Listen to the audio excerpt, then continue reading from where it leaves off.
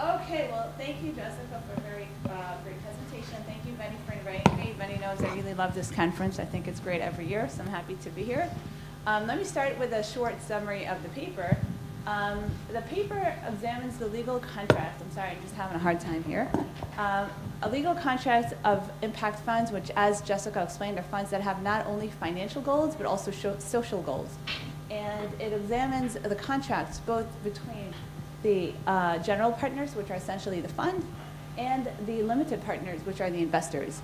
And what it contrasts, it looks at two types of contracts. It looks at the contracts, so these are the two types of contracts it looks at, and it focuses on contrasting the impact funds to the non-impact funds. That's one dimension in the paper. The other dimension is that within the impact funds, it splits the funds into two types.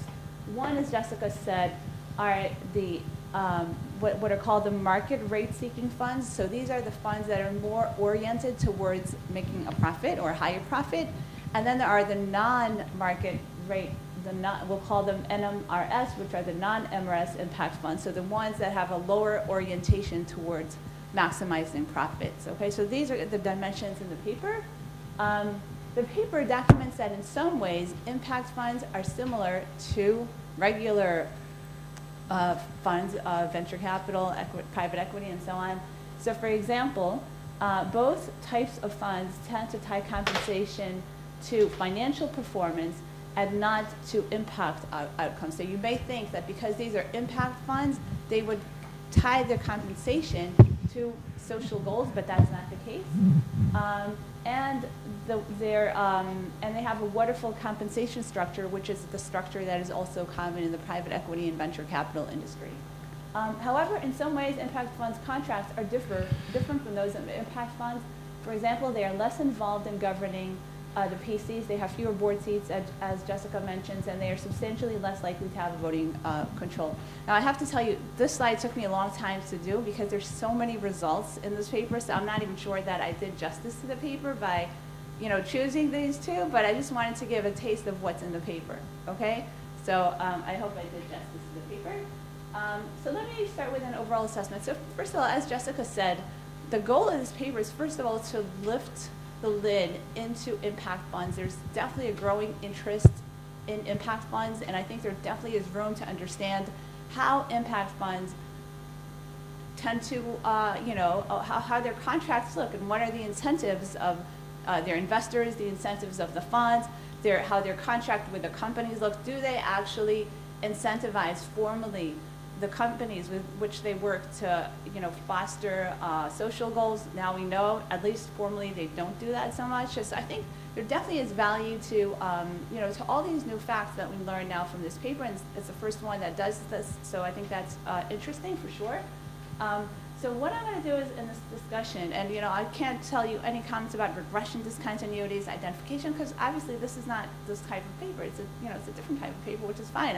I myself have those kind of papers. So what I'm going to try and do in this discussion is try to give some ideas on how to make the paper even more accessible to, I think, the audience that is the audience of this paper, which I believe, and I think Jessica confirmed that yesterday. We spoke about this for 2 seconds.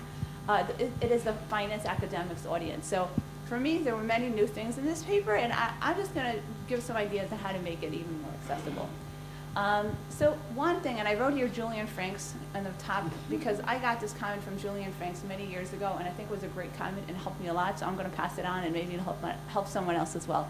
So when I did my PhD, I coded minutes of meetings, and I had many, many tables, and it was boring. It looked like a shopping list. So Julian, what boards do? Do they ask questions? Do they take actions? Blah, blah. So Julian Franks, he wrote a very first version. He said, you need to add examples to make the paper lively, so that the reader can relate to what these tables are talking about. Now, for example, I wrote here, I quoted here a paragraph of what they do. So they build impact into diligent process and measure impact. So, I think there are so many concepts in this paper, especially the legal ones, which are not familiar to the finance audience.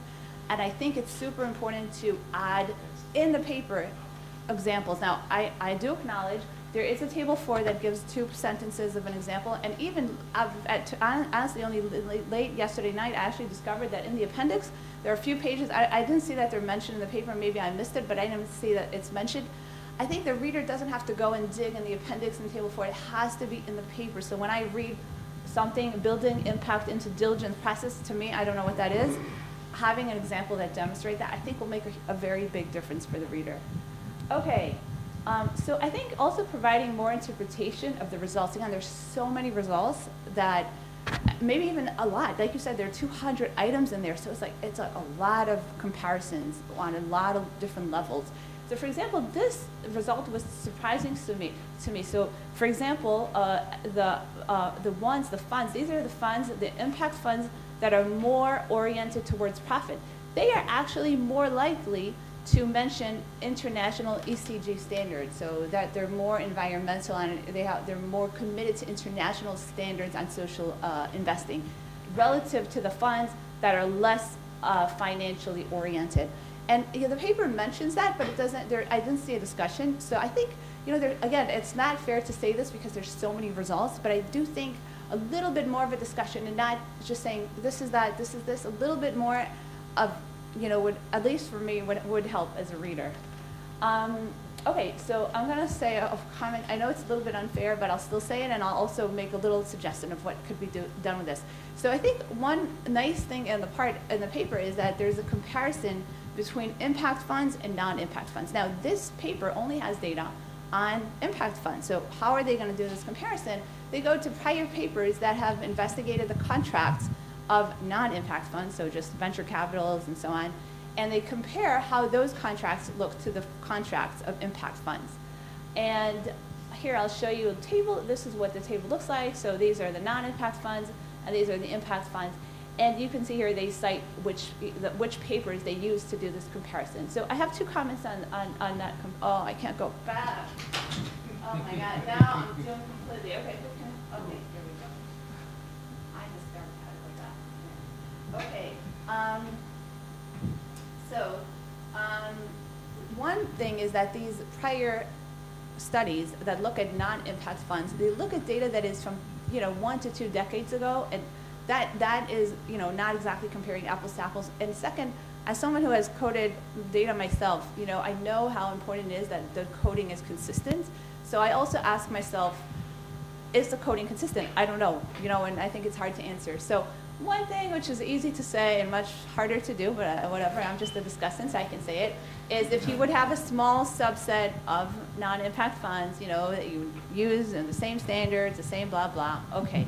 And you would, show that they're really different. Okay, that would be nice. Now, if you can't do that, which I'm guessing you can't, at least what I would try to do is I would try, and you have this in the paper, but the argument isn't made. Like to say, look, we essentially have 3 levels of social impact funds. We have non-impact, which we have not investigated. We have MRS, and we have, so these are the impact funds that are financially oriented, and then we have the impact funds that are not so much financially oriented. If you can show pretty much consistently in graphs, in words, that there's kind of a linear relationship in the variables, then I think that would make it easier for the reader to believe that it's apples to apples. So it's kind of hidden there, but it's actually not stated explicitly. So I think that would help to convince that the comparison is fair, and more importantly, contribute to the bigger story, which is that as you move in the social goals, it affects your contracting mechanism. So I think that could help. Financial performance. I actually found that the co-authors have, all those co-authors, they have another, it's more of a practical paper where they look at these funds and they look at the the financial performances of these funds. I think it would be nice if you could take just a few major dimensions of the contracting mechanism and see how they relate to financial performance. I think this could provide an indication of the potential financial cost or benefit of each component for different types of funds. I think that would just be a nice addition. Construction of the impact measure. So the appendix is, like I said, they did a lot of work. There's a lot of tables, a lot of appendixes. It's really hard to choose, what to talk about in the paper. I think that's fair. So they construct a measure that captures the extent this fund is socially oriented. I just want to recommend to explain a little bit more how those 200 items were selected. Also, each item is given a different weight. You can see here the weight can vary quite a bit. So how you decided how much weight to give for each measure, a little bit, because these measures are used, so just a little bit allow better understanding. So this is actually, I think, maybe beyond the paper, but I do, it would be great maybe for another paper. Do impact funds actually push social issues? This question was asked before, and maybe, specifically for these funds. Are they more likely to vote in support of environmental issues at shareholders' meeting? Is there any evidence that in companies that are regular, let's say high-tech companies, okay, it's not a company in Africa where the women sew sweaters and they sell it in America, okay, like a regular company in America, a high-tech company, do these funds do anything to promote social goals? I don't know, maybe there is, maybe there isn't. So basically, what do they actually do? Do they do what they say? I have some minor comments, and that's it. Thank you so much. I enjoyed reading the paper. Thank you. Thank you.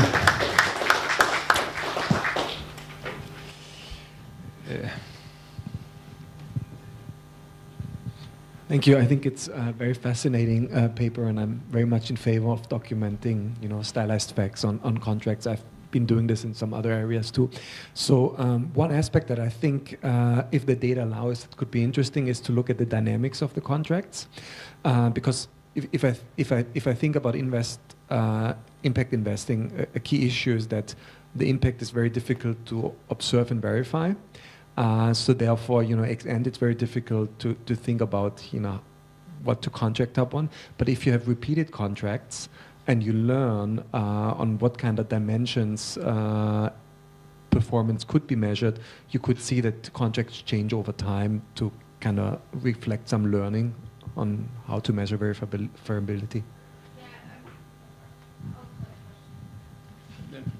I had one just super quick. Do you have any idea what the investment mandate is for the different funds between market rate and non-market rate in terms of whether they're allowed to do greenfield projects like brand new solar development plant in Egypt versus buying into existing assets?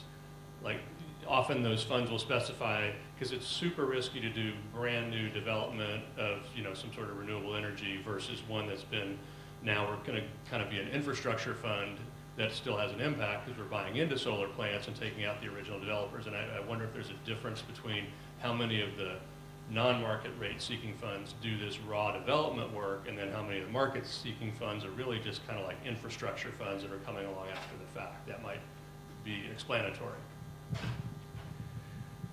Okay, I have also a question on the way to Marco. It could be interesting to compare the contracts to the contracts of managers of philanthropic funds to see what kind of items from the contract of philanthropic funds do they adopt in this in those funds contracts. And the next thing, I don't understand too much, but I think that there might be difference in the investment goals or in the investment projects that non-market rate impact funds take, and those market pursuing rate funds take. So I think they take different projects from the list I know about those funds. Yes, I also thought this was super interesting. And I mean, what you observe is the outcome of a matching process and a negotiation.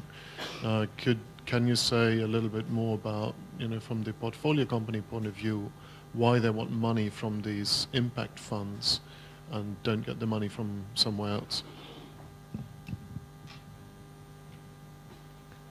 Yeah, just two questions. One, you're talking about what are the incentives to focus on impact goals as opposed to financial incentives. And I was just wondering to one way that incentive could present itself is in this dynamic context. If you, when you re-up the fund, if there's a bigger, the second fund, you're able to raise it and it's going to be a substantially bigger fund. Like Mike Wasbeck has a nice paper that shows that the incentives that come from your existing fund fees are actually very small relative to the incentive that comes from the prospect of raising the next fund, which is, say, twice or triple times the size. So for the same fees, you're going to make a lot more money on that. So, and again, that could be a point at which the outside investors could assess whether you're paying attention to those other goals. But I think these things are so young, you don't have the subsequent fundraising, but at least in terms of how I think about incentives to focus on these other dimensions, it might show up in the fund flow, which may be the reason why these guys do this in the first place. Just a thought. So I give her a chance to answer. Yeah, thank you. We'll see. She has so many questions. I'll try to be really quick. Yeah, thanks for bringing up the follow-up. And actually, that was full circle. It tied into what Zacharias was saying. We looked into whether we had enough follow-on funds in our sample to examine that question. We didn't really, but we are, as we're continuing to collect data, and so hopefully, over time, we will start to have more examples of follow-on funds, and I think that will be really interesting to see how things change over time. Also, once you're a known entity, you might have different expectations, so we're hoping to do that. And I'll also mention, since Miriam mentioned, it would be interesting to look at contracts and financial performance. Thank you, that's going to be my next paper. That's sort of in the works. We had to decide to cut some things out of this paper. Okay, what else? What's the investment mandate, and tying into, are there differences in the impact goals of market rate seeking and non-market rate seeking funds? Like, are they just investing in different types of portfolio companies? I think that's, or different types of projects. I think that's absolutely part of it. We're kind of limited in what we can see on the portfolio companies, unfortunately. We try to document when we have the contracts, you know, what can we say about what industries they're in, what locations they're in. We wish we had more information on the portfolio companies, but it's thin. So it looks, from looking at the industries and locations, it looks like the investments of non-market rate seeking and market rate seeking are a little bit different. But I can't say all that much more beyond that. That also goes to like, from the portfolio company point of view, why do they want money from impact funds? I think that's a really interesting question. I don't know that with our data we can answer it, but hopefully as more data comes out in the space, we'll be able to look at these questions. And I guess I'll have a similar answer too. I think it would be really interesting to compare the contracts to managers of philanthropic funds. Like, that would really expand the continuum that Miriam was pointing out, you know. If you have any idea of how we can get data on that, that would be great. Yes,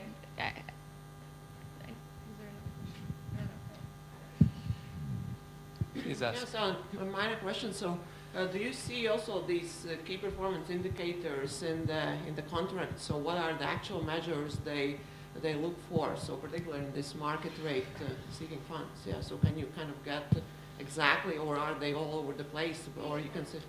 Yeah, they're not always. I think I can see data. Are you thinking performance indicators for the impact, or? Yeah, for the impact. Yeah. They're not that standardized. I mean, so they're standardized when you see, you know, ESG.